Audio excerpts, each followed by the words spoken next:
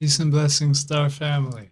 Thank you for being here for this overview of the lunar cycle beginning July 17th, 2023, with the new moon to be a Gemini new moon. And we'll look at that very closely.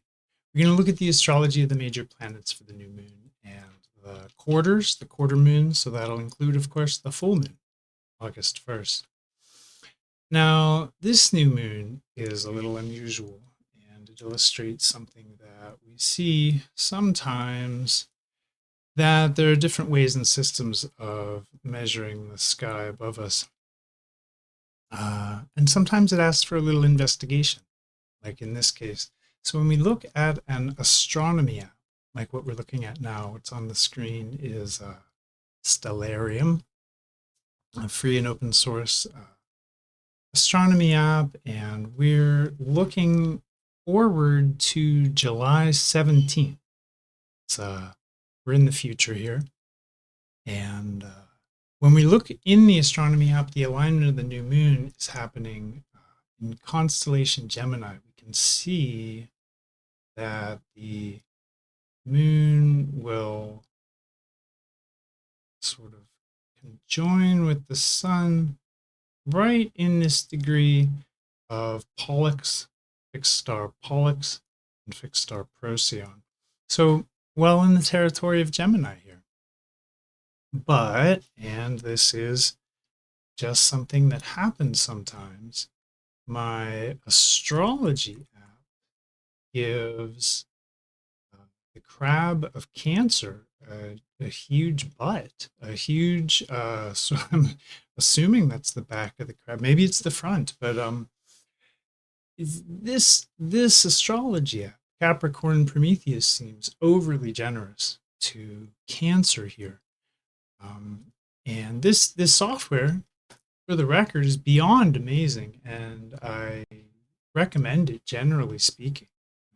It gives this star beneath the sun, right here, this fixed star and this fixed star, it gives them to Cancer. And in a pretty major way, it sort of decides that these stars are definitive constellation stars in the constellation Cancer. So, so we have now on the screen a sort of split screen graphic where we can compare the astrology to the astronomy. And if we go in with a fine-tooth comb, we can see that this star and this star are not Cancer stars at all. That's 81 Gemini and 11 Canis Major. So they've never been part of Cancer, and I'm not really sure why, but the program is organized that way. I'm going to pass that on to the developer of the software, and I actually may correct for that error because Prometheus lets you customize the degrees of the sign boundaries. So I can make an adjustment and change the degrees of Cancer to shorten them and reflect that astronomical accuracy. So, Prometheus, great software. I can correct for that mistake, but it is seemingly in error on this point. So this month, we'll be treating the new moon as a late Gemini moon. And we'll talk about Cancer because the full moon in 2 weeks, on August 1st, happens to be in the stars of Capricorn, and it will reflect a Cancer sun. So we'll talk about the Cancer Capricorn axis, how it relates to Gemini. We'll have a look at the upcoming cycle. So I'm going to say that this moon is decidedly, this new moon is happening in late Gemini. Mercury is in late Cancer. That's where tropical astrology believes the new moon is happening. Venus and Mars are close to fixed star Alpha Leo, Regulus, one of the 4 royal stars. Headed back, Uranus is in the last degree of Aries, about to head into Taurus. And He'll actually enter into Taurus this month, but he'll go retrograde again, back into Aries before finally entering Taurus in early 2024. Jupiter here sits squarely in Aries, and the North Node for this month's new moon has shifted into Pisces. That reflects a collective need to examine our motivations as we move forward. Pisces is very resonant with forgiveness, compassion, love. It's a set of stars also occupied by dwarf planet Eris, Chiron, and Neptune, who sits in retrograde in Pisces. Neptune is. Saturn is also moving retrograde in Aquarius towards the degree of fixed star Alpha Piscis Australis Fomalhaut, very important star. Pluto is making his retrograde journey through very late Sagittarius. Slowly, he'll make his way towards Capricorn and making our way the whole way around the South Node. The South Node is still in Virgo and will be for quite some time, till 2025, illustrating a collective theme, because this is in South Node. South Node is in Virgo for everybody. And it's especially relative to crises that we experience or are threatened with today, and that may have their roots in the past. The South Node in Virgo is going to put us all through a little bit of phase of trying to figure out how we got here relative to the real problems that we face. All right, friends, let's check these charts out.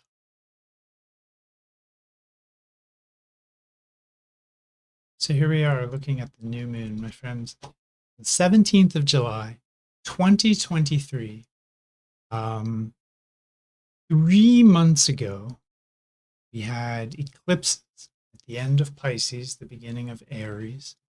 And for the last 3 months, we've had these square and trine aspects to Pluto. But last month, we got a break from Pluto. And this month, we're back. We're back in the shadow of Pluto. This time, we're facing down old Death Lord Hades for the opposition to Pluto, T-squared, actually, by Eris. So anything since eclipse season that's come up that has to do with new beginnings, with change, with transformation, with personal adjustment, with your real truth, with aligning with what's really going on, this is going to be back, highlighted, front and center again, because Pluto brings all of those things to the table. Gemini, when we look at the archetype, is really the classic archetype. The classic way of thinking about Gemini is as twins. And so there's a kind of duality, a sort of trickster element to Gemini, a sort of light versus dark. Many people think Gemini is two-faced, but it's more to say that Gemini has a fluctuating or a fluid viewpoint and a penchant for rationalization. So the two combine to make things really slippery. So sometimes Gemini is two-faced. Sometimes Gemini is more than two-faced. It's 3 or 4-faced. It's an air sign, so it's changing. It's always windy. It's always scattered. And it's in that instability and scattered energy that it's easy to miss Gemini's real medicine. And the medicine of Gemini is as a model of language that we map onto reality. And this lets us communicate with each other about the world. It's like water to a fish. We take it for granted, but it's huge and it's a Gemini function. You can think of it in 2 words as a semantic framework. And semantic frameworks give us agency. They give us security. They allow us to categorize and classify things and distinguish the helpful from the harmful. So that duality is really important. You kind of have to know both. Opposite the sky, we have Pluto, which we're going to say more about later in late Sagittarius. And this is really reflecting deep themes of truth. Sag is truthy. It's about what really is and how it really is before anyone names or rationalizes anything, right? That's what Gemini does, names and rationalizes. We have the invention and application of semantic frameworks. But over on the other side of the sky, this is part of the natural opposition, we have natural law in Sag, real truth and how things are before we apply any logic, rationalization, thinking, nominalization, these sort of Gemini actions to them. Gemini wants to know as much as possible about things, everything, so that it can compare them. It wants to compare things and to create systems of organization. So it's by its very nature personal, contrasted to Sagittarius, which resonates with themes of natural law and truth. So Gemini is the personal subjective opinions that we develop about those natural truths. The amazing thing about Gemini's medicine is that it tends to forget that its own opinions are subjective and that it only really works for us when we remember what a house of cards it is in the first place. So Gemini's medicine, when we can keep it in its place, when we can remember that Gemini here is very subjective and, that we're applying a truly flexible and subjective model to a world that it's hard to talk about, but it's just that a tree doesn't call itself a tree, right? It doesn't need to. It presumably doesn't care about human concepts. There's photosynthesis and nutrient absorption and all the thesis papers that have ever been written on trees. The tree does not need those to do what a tree does. That's we created that. We use that. There's agency there, but we have to understand the tree doesn't care, just like reality doesn't really care at the end of the day. In the final analysis, it doesn't really care about our semantic frameworks. It's kind of one of the kicks in the kidneys when it comes to Gemini. It's really a tough thing about that sign. So we have to keep Gemini's opinions in their place if we want to make full use of the Gemini medicine. And when we do, we find a world of information, facts, and data. We find the world of our thinking. And that's what's going to be highlighted this month and by this new moon. I want to call your attention to the sun-moon star alignment. We looked at this a little bit in the astronomy app, but we have two close stars, Procyon and Pollux.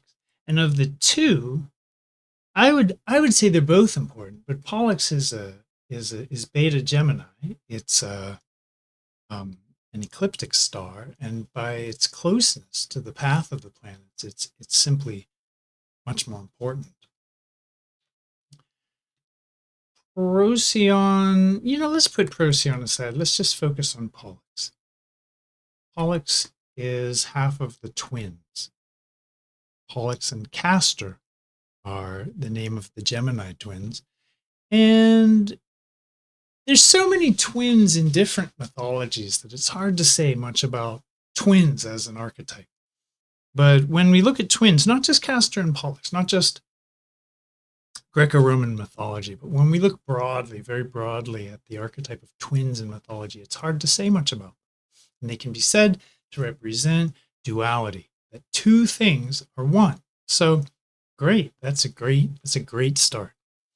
Mythologically, the twins are often quite different to illustrate that two different forces or even polarities, that they're bound together in a sameness, like the yin-yang symbol, or the idea that light and shadow are co-emergent. We simply can't have one without the other. So there are variations on the Pollux myth. And in some versions, he and his twin brother, Castor, who again is Alpha Gemini, and they're mortal in some versions. In other versions, they're divine, but If there is a difference between the two, like I just mentioned that the twins are two different things bound together, Pollux is the immortal one. Pollux is the morally ambiguous one who kind of does what he wants and dubiously survives from a moralist's point of view. Bernadette Brady says that these two stars are twins, and although it might be nice to split them into the good guy, Castor, and the bad guy, Pollux, a more useful view is that their influence involves working with polarity. In addition, it would seem that Castor and Pollux, while struggling with their polarities, produce writers. Castor and Pollux are probably not about writing itself or the urge to write, but rather they're about successful storytelling by one who has a knowledge of mixing good and evil, overlapping them until both are changed and whole. Writers who can do this will be successful. Again, Castor and Pollux are about the blending of opposites, the recognition of opposites, and the building of bridges between them. So this sets the stage. This lays the theme down for the cycle, the lunar cycle. It sort of sets the tone and creates the flavor of the month. That's what a new moon chart does. And here, in contrast to Gemini and Pollux, we do have, again, the opposition to Pluto. And we've talked a lot about Pluto in recent months. But I would be remiss if I didn't bring up his qualities of dichotomy, duality, and polarity. So we have a theme. Right away, we have a theme. Dichotomy, duality, polarity. So this month, I see not just as a hard look at, extremes and, where we're split and where our situations are split. But I see it too as an invitation to recognize what role we play in creating these splits, especially what hidden or subconscious role. Eris brings this with the T-square. She invites us to discover the hidden and unseen factors. In Pisces with the North Node and Chiron, there's a desire here it reflects a desire. North Node will always reflect a desire for resolution, an appetite for reconciliation of paradox. The T-square here, and or maybe to take a healing look. Right, Chiron's healing presence implies that we can take a look at how our own projections and shadow material or unaccepted material, that's Eris, play a role in the inner divisions and polarities, dichotomies in our lives. That's the Pluto opposition to Sun Moon. So we may become aware or desiring to become aware of inner realities of self-deception. This is also Eris, involving maybe truths that we've hidden from ourselves by clever use of rationalization. That could easily be a theme. Maybe these energies will favor the big truth, capital T truth, Sag, and Pluto, relative to the subjective opinions of Gemini. Maybe it'll help us to dissolve our Neptune and Pisces, to dissolve untruth, orienting ourselves to actual reality or high truth, even to a mystic degree, as implied by all the Pisces placements. But anyway, we choose or are able to or find ourselves responding, reacting, approaching this energy. We will be protected in this sort of harsh aspect. We have a T-square, which is notoriously a harsh aspect. We also at the same time have trines, Pluto trine, Sun and Moon trine, to, doing a horrible job drawing here. Let me just outline what I'm trying to do. I'm trying to draw a trine between Neptune and the Sun Moon and Uranus and Pluto. And these sextile each other. So there's a lot of support here in the deep mind. Right? A lot of support in the unconscious and in the spiritual wisdom that we all carry, within us as a part of our nature that transcends the limitations of ourself. That's Neptune. In other words, we can be buffered here in this sort of polarization that we may experience this month. We can be buffered and protected by our own deep mind and by the spiritual consciousness that flows through us as drops in the ocean, but is really of its own nature closer to the ocean. It's really more an oceanic flow, the Neptune flow. There's a couple other things with this new moon that I think are worth pointing out. They're not major factors, but we have Jupiter, he's square Mercury. And there's always a lot of aspects. The only reason I bring this up is because it's closer than half a degree. It's closer than half a degree. And this is going to bring optimism. It's going to bring knowledge. It's going to empower our minds to understand the process as it's happening. And it's going to portend success. It's just going to portend success. We might be able to think and figure out things that we've been puzzling over. We might have success in a financial way. Mercury is so much commerce, and Mercury's associated with and ruling so many things that it's impossible to say how will Aries Jupiter square a Mercury Cancer in any meaningful way, because remember, we're doing collective astrology here. You can always look at your chart, see, what's in Cancer, what's in Aries, how is this Jupiter Mercury square affecting you, and that'll be a lot more good than me trying to say anything universally helpful. It's just not really how this works. All right, back to it. There's some aspects. Mars. Oh goodness. Mars is Mars is opposing Saturn, and this is actually a pretty good omen.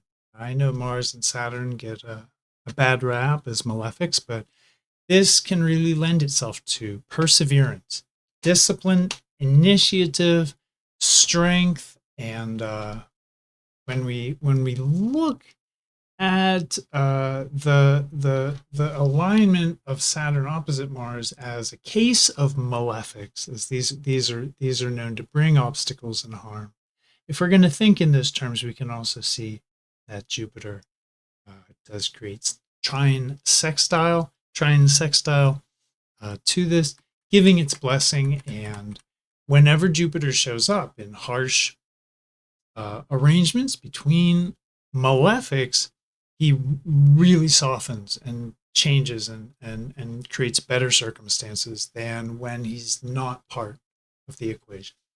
So I don't think Saturn Mars is going to be overwhelmingly negative or portending of obstacles. I think it might reflect a desire to integrate, a desire to, through self-exploration and self-expression, that's Mars and Leo. We may want to bridge this with Saturn and Aquarius, which is really talking about those bigger social patterns, those structural organizational patterns in the collective. And we may at this time have a powerful desire to bring a resource that we have as part of our personhood to the group.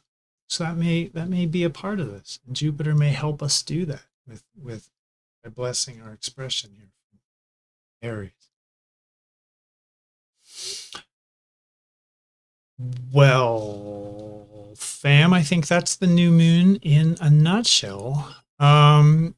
I think there's a little bit strange chart I want to look at rather than go right to the waxing quarter from here. We do have a special day on July 22nd. So here's chart July 17th, and 5 days later. Let's get this open. So here's July 22nd, and I want to call your attention to the idea that 3 planets, including Venus and Eris, go retrograde all at once. That's Chiron too, although Chiron is very small body, a centaur, technically half comet, half asteroid. And not to say that he doesn't have his effect, but Eris and Venus are going to be much more impactful. Things at this time on the 22nd may seem sluggish, slow, stuck. They may seem strange. There may be a little bit of unusual flavor. Venus and Eris are actually trine at this time, so this will be working together in some way.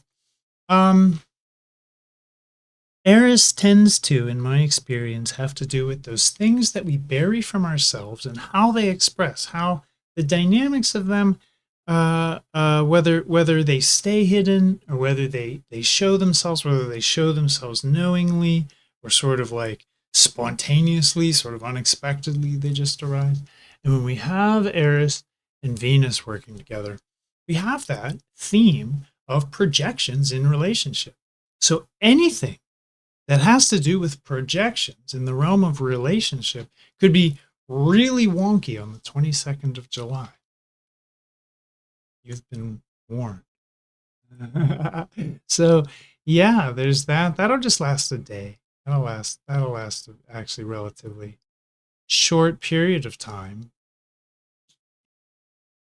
Yeah, with that, I'd like to get to the waxing quarter moon.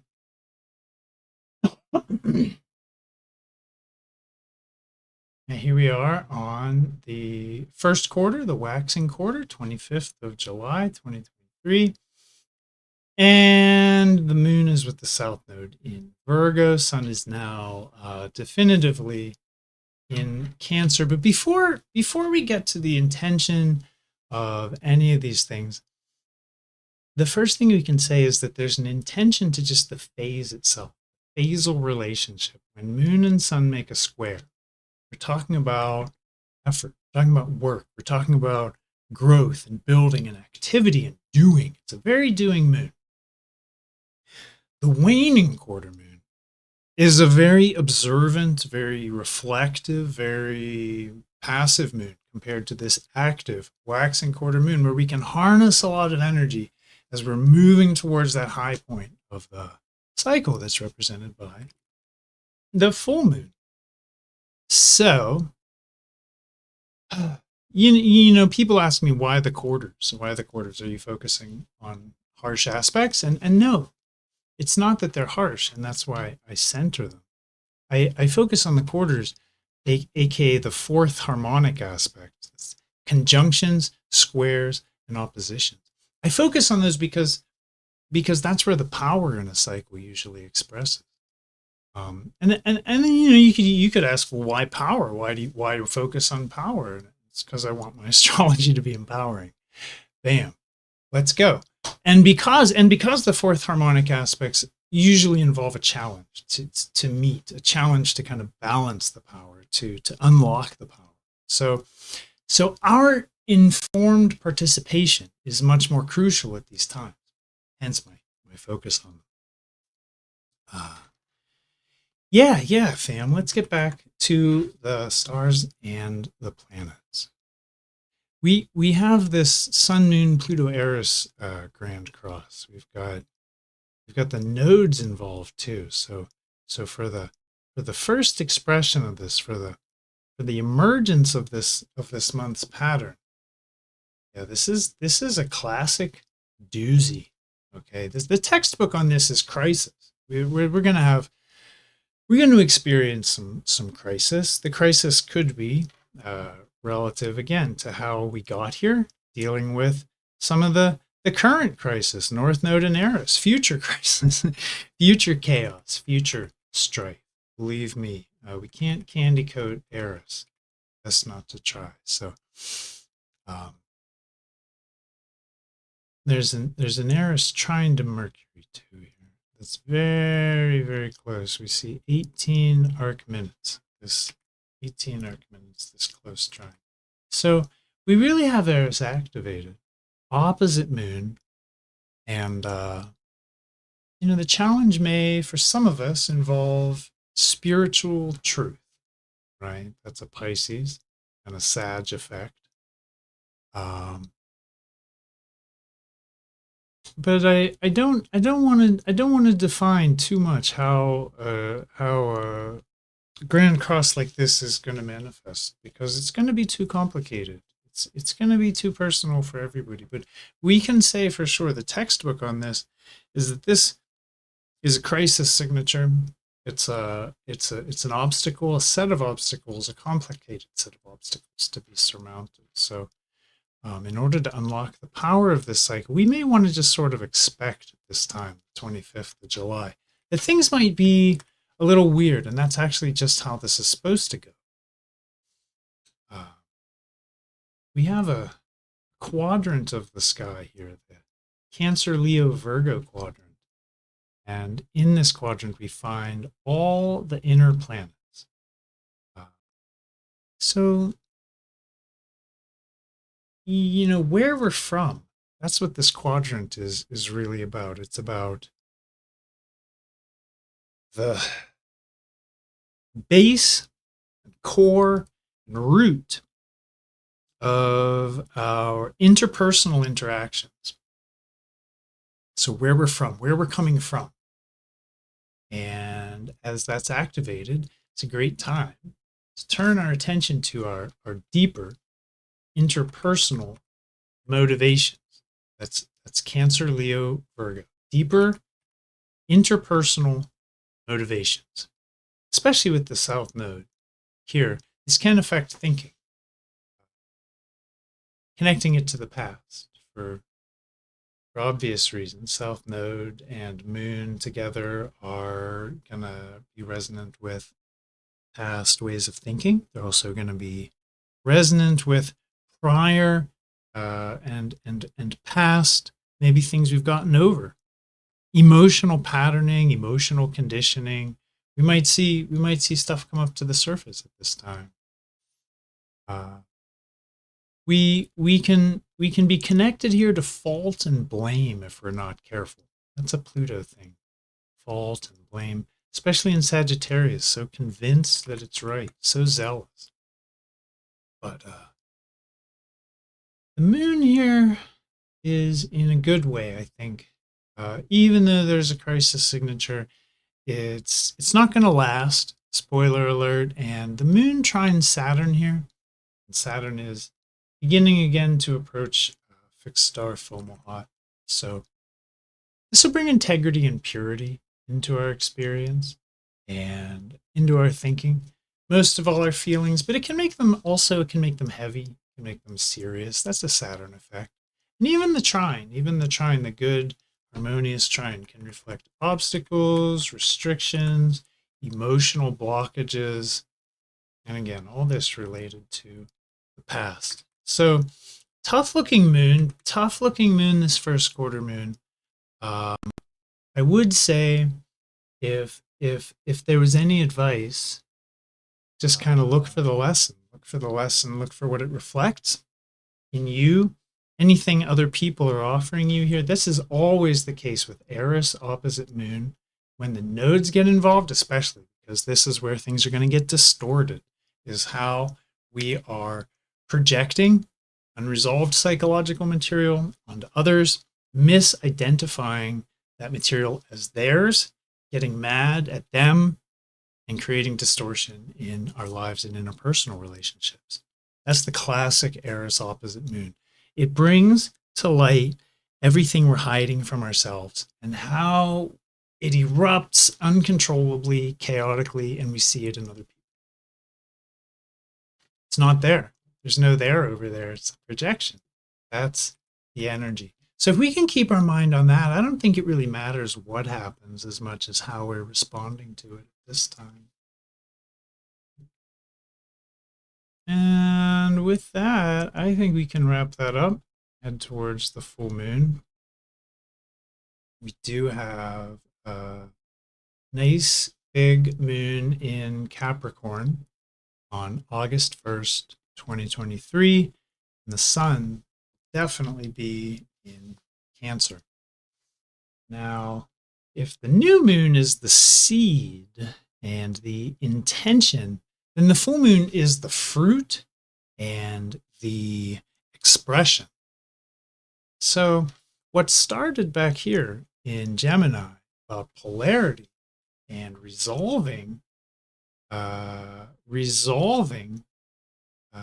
any kind of, especially opposite Pluto, resolving any kind of dichotomy, duality, seeming paradox. Well, here for the full moon, we have a lot of good omens going on as far as that goes. The first thing that I want to say is that by far this is a very blessed full moon, where the first quarter moon emerged with the pattern of crisis, and the new moon emerged with a pattern of duality and extremes and being split and having to reconcile them.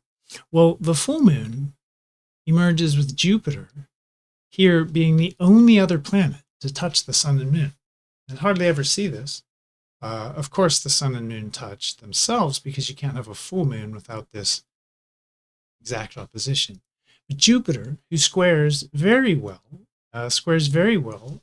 his Jupiter squares don't tend to be as nasty and bad and problematic. They actually tend to pair well with sun and moon, and there's a general feeling of well-being.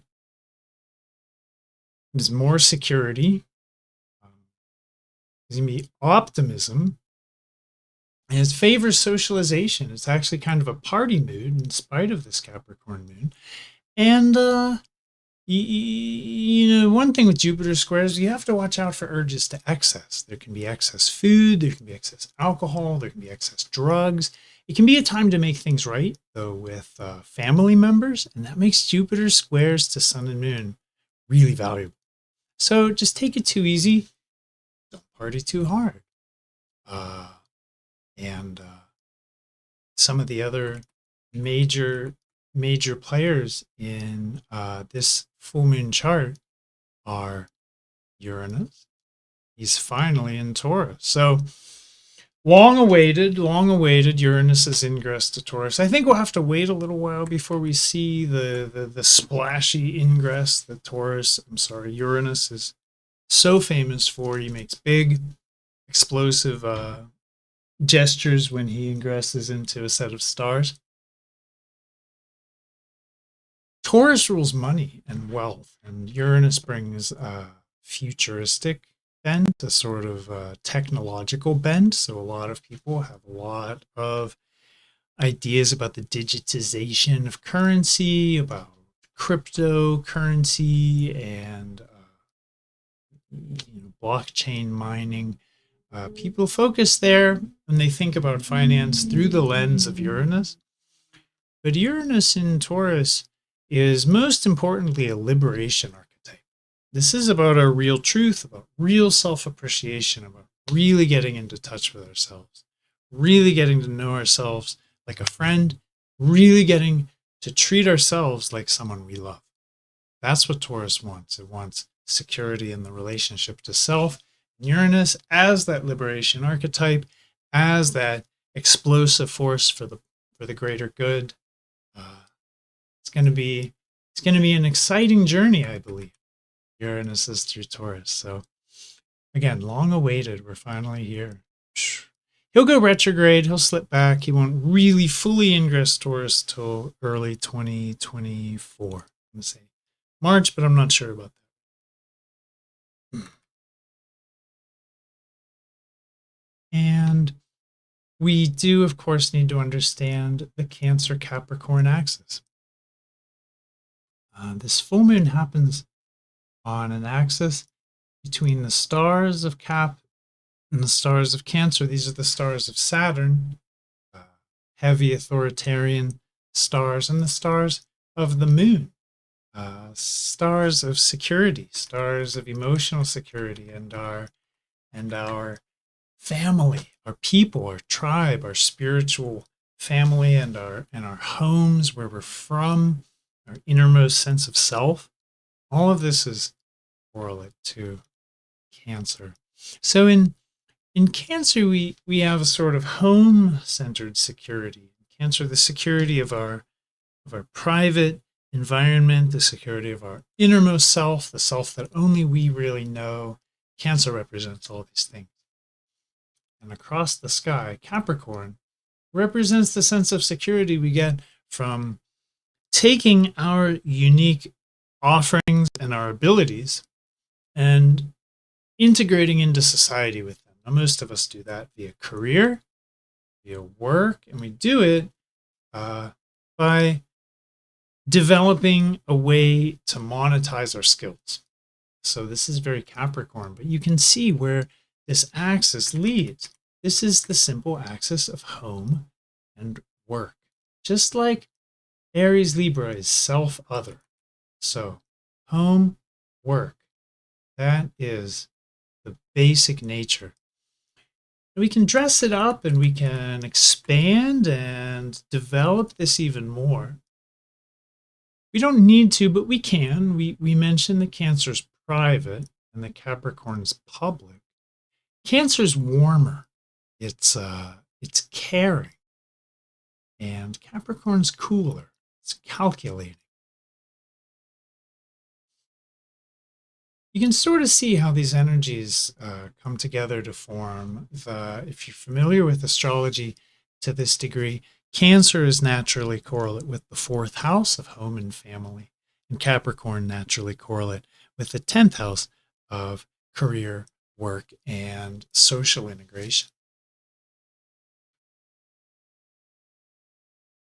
So when we consider the seed of the cycle and the intention expressed in the alignment of the new moon on Pollux opposite Pluto, how much paradox and duality and split, going to extremes, polarization, how much of that was implied by Gemini and Pluto? About as much as you can pack in astrologically. So how much consciousness, that's the sun and moon. When we talk about consciousness, we have sun and moon, even as a collective thing, could be experiencing dissonance and stress, right? Relative to this polarization and how stressful the waxing quarter looked. Well, all of that relative to the split, relative to the paradox, relative to the crisis, it really, the full moon, any way you look at this, it looks pretty good. We do have 3 inner planets opposite Saturn, and one of them very closely, I believe Mercury. Yeah, he is right there. But I think that this full moon could be good for reconciling the paradoxes that rear their heads. I think that's the simple expression of this lunar cycle. Actually, I do see this one as being that simple.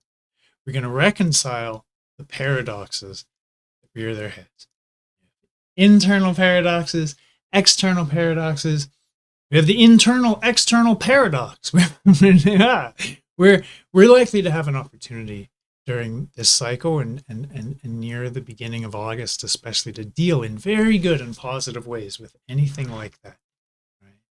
If we lean into this and we've recognized these splits in our psyche, the ones causing a more serious distortion and cognitive dissonance, feelings maybe of inauthenticity that cause crisis of being, and with Pollux, where the new moon was, we have the theme of good and evil. Right? Crisis of being around good and evil, the split, the polarity, the paradox. Okay, that's the theme here. That's the theme, and we can use this moon to heal and reconcile paradox. We can heal feelings of inauthenticity. Again, that come from cognitive dissonance and confusion relative to being split. So we can use this time, my friends, to love ourselves, to accept ourselves, to move our lived experience closer to wholeness by reconciling our personal paradoxes and becoming the people that we know we can be in our highest potential.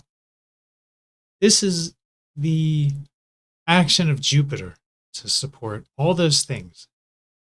And in this case, I believe Jupiter will do that in an unimpeded way.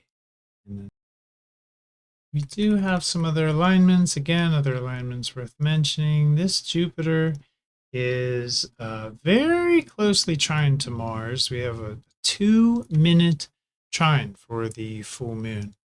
So, Mars is very happy in Leo. Mars Jupiter is very accomplishing and sort of high energy, wants to accomplish goals. It's very lucky, it's fortunate, it tends to accomplish goals, especially with Uranus in proximity to Jupiter. This is really very lucky and fortunate. So we bring all this to bear on the action of Jupiter, which is to support this split sun and moon, this natural paradox on the Cancer Capricorn axis.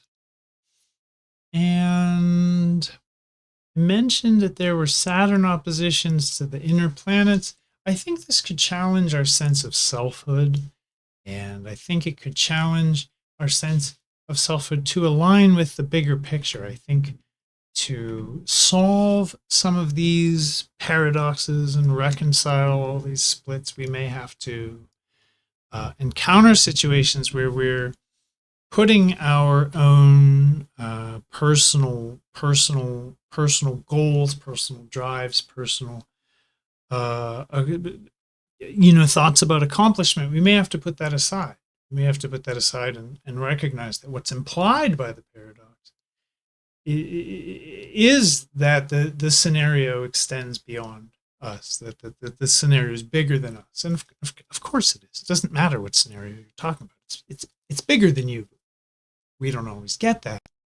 This is going to kind of crack that. This will kind of crack that egg. It'll kind of let that light in, and we'll have to deal with the fact that this is way bigger than us, way bigger. So that's one thing that Saturn from Aquarius will do. He'll introduce a very big perspective to the kind of like tunnel vision of Leo. It's just, oh, what do I want? How am I going to get it? Saturn's like, whoa, bigger picture, nice reminder. Hopefully a nice reminder. Oh, yeah, fam. Let's get moving into this waning quarter moon. On the 8th of August, we're almost there. Sun has entered Leo. Moon is in Aries with Jupiter. Yeah, this looks pretty inspired to action, actually, which isn't what the flavor of the waning quarter moon is. As we mentioned earlier, the waning quarter moon is rather reticent by comparison, and a little lower tempo, little down tempo, little slower, little more about observing and pattern recognition. But in this case, we might find that we're able to take action. That's an Aries thing. That's a Jupiter and Aries thing. That's a Jupiter and Aries trine Mars and Leo thing. We may find that out of our realizations at this time, we can take action. We can take action and make change. And this change might have to do with Jupiter, who is playing that role in this cycle as reconciler. So we may have all of this present and expressing itself in our personal equations, wherever your chart finds Jupiter, and wherever your chart finds but whatever you find in Aries, that'll make a lot of the difference for you and how this might affect. But for the collective, what I think is that this is going to be a very successful moon. We're going to look back and we're going to realize that we had accomplished some pretty serious gymnastics when it comes to the reconciliation of paradox. That is really what it looks like. Very strong. So I'm gonna go out on a limb and I'm gonna say that that's the weather report here. With the inner planets, Moon notwithstanding, but all inner planets in Leo, it's a time to recognize ourselves. It's time to recognize ourselves. With Moon in Aries here, it's it's a very high success signature. Moon Jupiter, Uranus. There could be success in reconciling paradoxes, like I mentioned. Could just be seeing the positives. It could be seeing our successes. But where this lunar cycle started out with Pluto and Eris and the nodes in somewhat harsh configuration, we wind it down. We wind it down with Jupiter's blessing. So I want to leave that there. This might be just short and dirty, and we'll get a look at the next new moon. We'll be back for the 16th of August. We'll be back about a week before that for the next new moon video. All the planets, all the inner planets, and I get that Mars is maybe it's technically in Virgo, but all the inner planets are functionally in Leo. Mars on the star Denebola, Beta Leo. That's the star at the end of the tiger's tail, the lion's tail. So we have a lot of Leonine energy in all the inner planets. We have a new moon conjoined to Venus, square to Uranus, very closely square to Uranus, who's now in Taurus. So that'll bring that energy that we talked about, that exciting, long-awaited Uranus in Taurus energy, right to the fore. And we have a Uranus, Pluto, Mars grand trine. Very exciting. Very, very exciting. Yeah. So stay tuned. Next month we'll be back for that. We'll take a closer look, a deeper dive, all the the quarters, the moons, astrology, and the other special or outstanding features of the chart. So thank you, Star Family. Thank you. If you like this video, if you like these astrological reports, hit thumbs up, subscribe to my channel, share and comment, do things that people do on YouTube. And if you're a Facebook member, I want to invite you to look up a group called Radical Astrology.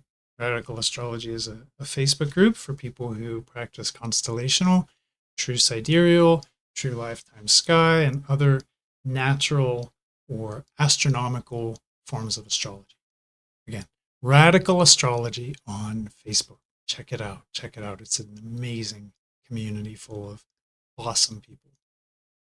Speaking of awesome people, we have an upcoming dialogue with River Culver on some big events in United States astrology coming up in the next few years. That's stuff to be aware of if you are anywhere on the planet that's affected by the United States. So stuff to be aware of. Yeah. I made a video about the Pluto return in this upcoming dialogue. River and I are going to focus on some of the other crazy events that, it's just too much for one video. I don't want to spoil anything. I don't want to give away too much. There's some other serious events going on around that same time that you're going to want to be aware of. So keep your eyes peeled for River and my dialogue. Yeah, I have a site. It's right there. No, it's right there. Pow! oneskyastrology. Do personal sessions. I love it. And I apply the logic of evolutionary astrology to the natural sky, to the the actual living sky. It's pretty awesome. I do natal charts, more. I do solar returns, transits, synastry, astrocartography. Check my website out. Now that we know where it is, it's there. Right. Not over there. Bam, fam, peace and blessings. Till next time. Love you all. Ciao.